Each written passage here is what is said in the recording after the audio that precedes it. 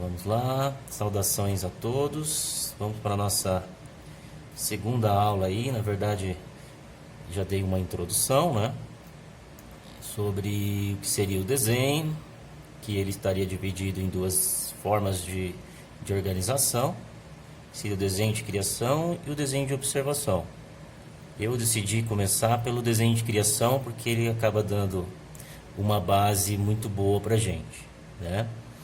O desenho de criação, conforme a última aula, eu disse que ele está dividido entre geometria, modelagem e finalização. E acabei explicando o que é cada um dessas coisas, né? Então, o meu objetivo de hoje é a gente começar a desmiuçar esses elementos do desenho, tá? Então, o primeiro elemento que a gente vai estudar é a questão da geometria, tá? Ela traz para a gente os sólidos geométricos elementares e algumas variações desses sólidos geométricos elementares. Isso aqui equivale às ferramentas. Eu digo até, vou além, ele é a matéria-prima do desenho, ao mesmo tempo é a ferramenta, né? É como se eu estivesse juntando aqui duas coisas, a matéria-prima e as ferramentas, tá? Ao mesmo tempo, elas conseguem fazer o mesmo trabalho, tá? Então, eu desenhei aqui 3 sólidos geométricos, tá? Eu falo sólido porque no desenho, embora ele seja 2D, né? 2 dimensões, altura, largura, por ser realizado numa superfície, o pensamento do desenhista nunca pode ser plano, tá? Ele tem que ter uma boa noção estrutural das coisas. Ele tem que ter uma mente em 3 dimensões, tá? Altura, comprimento e profundidade, tá? Isso vai facilitar o ato criativo, porque o desenhista criativo, ele é um desenhista construtor, ele consegue construir coisas depois. Esta teoria de desenho aqui, a parte da criação, ela ajuda até mesmo a escultura, né? Por se tratar de elementos sólidos, elementos geométricos, construtivos, tá? Então, o domínio dessa área do desenho, ele tem uma finalidade muito construtiva. É quando você projeta ideias, coisas que você pode não só ficar no papel, mas também transcender o papel no ato de construir, tá bom? Então, eu sempre vou chamar esses elementos geométricos de sólidos geométricos, tá? Então, aqui tudo bem ainda, porque um círculo eu consigo imaginar uma esfera, porém um retângulo já nem tanto. Só depois que a gente fizer a variável dele, que a gente vai começar a compreender ele de um modo mais 3 dimensões, né? A mesma coisa o triângulo, quando eu começar a somar o triângulo com a variação do círculo, que a gente chama de elipse, que a gente vai conseguir transformar no cone, e assim sucessivamente, tudo bem? Então vamos lá, a primeira coisa que eu quero apresentar aqui são os eixos, tá? Pode ver que eu desenhei um círculo, porém eu coloquei um eixo vertical e um eixo horizontal.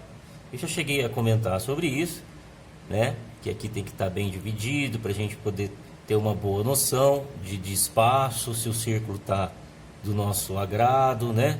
O retângulo, ou no caso, se você for ter os 4 lados iguais, um quadrado, né? Se for só 2 lados pares aqui, a gente vai ter o retângulo.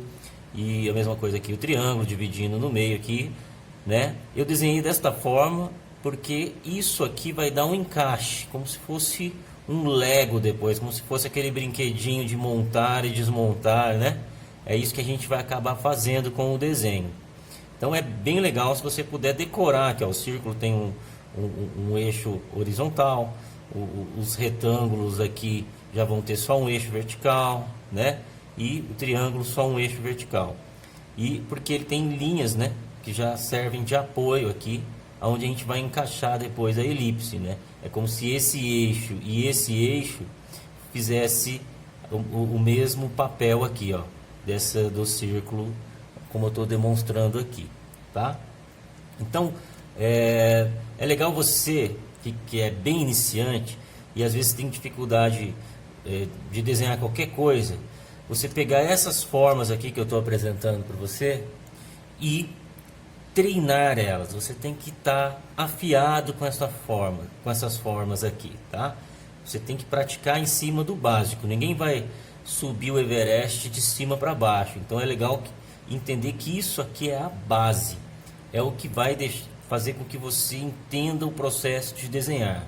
Se você consegue já desenhar um círculo cortadinho, né, ou retângulo, bem dividido, os dois lados iguais, o triângulo a mesma coisa, você já está apto a entender, a construir praticamente tudo na sequência. Então domine essa aula aqui, esses sólidos geométricos. É como se você fosse passar para a segunda série, então você já tem que estar letrado, né? Então aqui seria o ABC do desenho. Você tem que entender o que são as letras para que a gente possa começar a formar frases. Então a próxima aula é o que a gente vai fazer, começar a formar frases com esses sólidos, começar a fazer desenhos, entender aonde entra a imaginação, qual é o momento que você vai emendar cada coisa, como que você vai construir cada coisa de acordo com as situações que eu vou apresentar na sequência, tá? Então eu tenho aqui um círculo, retângulo e o triângulo. O resto tudo vai ser variáveis desses 3 elementos aqui, tá? Então, ó, se eu pegar o círculo e deitar ele, eu vou chegar num elemento geométrico, né, que eu chamo de elipse. A elipse, ela vai dar o 3D depois dos objetos. Percebam que quando eu pego a elipse e somo ao triângulo, ó, eu automaticamente aqui, bem na base aqui, eu já vou ter um elemento, já um sólido mesmo, né? Algo que eu já consigo imaginar em profundidade. Então, todos os objetos que eu for desenhar assim na sequência, um copo, um liquidificador, um guarda-chuva, tudo que tiver dentro desse formato e quiser dar profundidade, né? Ó, o caso do cilindro aqui também. Então eu já vou ter uma base construtiva que é a somatória, ó, ou do retângulo com a elipse ou do triângulo com a elipse. Então eu já matei esses sólidos aqui. No caso do paralelepípedo, né, se ele tiver lados diferentes, né, esses 4 lados são iguais e esses 4 lados são iguais entre si. Então eles têm 2 pares, né, 4 pares de cada linha aqui, né, na altura e no comprimento. Então aí ele é um paralelepípedo. Agora, se tiver todos os lados iguais, a gente chama de cubo, tá? E às vezes a gente fica chamando de cubo ou paralelepípedo de uma forma até meio errada, assim, para poder facilitar, né? É muito mais difícil você falar paralelepípedo do que cubo. Então, às vezes a gente, aqui na aula, a gente acaba chamando o sólido de cubo, mesmo ele sendo um paralelepípedo, tá? Mas isso aí a gente vai conversando nas próximas aulas, tá? Então, o que ficou para a gente entender aqui dessa aula de hoje? Que esses são os sólidos, que essas são as ferramentas que você tem, ao mesmo tempo é a sua matéria-prima para você construir, tá? E que elas podem ser somadas entre si e para que possa formar os objetos, tá? O caso do paralelepípedo, ele é onde a gente vai aprender a perspectiva isométrica, significa construir os objetos da realidade já de uma maneira que possa dar a ideia de 3D, de profundidade, né?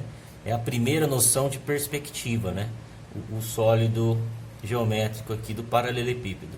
Enquanto que o cone aqui, o cilindro e a elipse são formadas também para poder dar essa noção de 3D dentro do desenho, tá bom? Então, é isso. Agora, a sequência, a gente vai fazer alguns desenhos, algumas práticas seguindo essa mesma lógica, tá? Obrigado aí por assistir até aqui.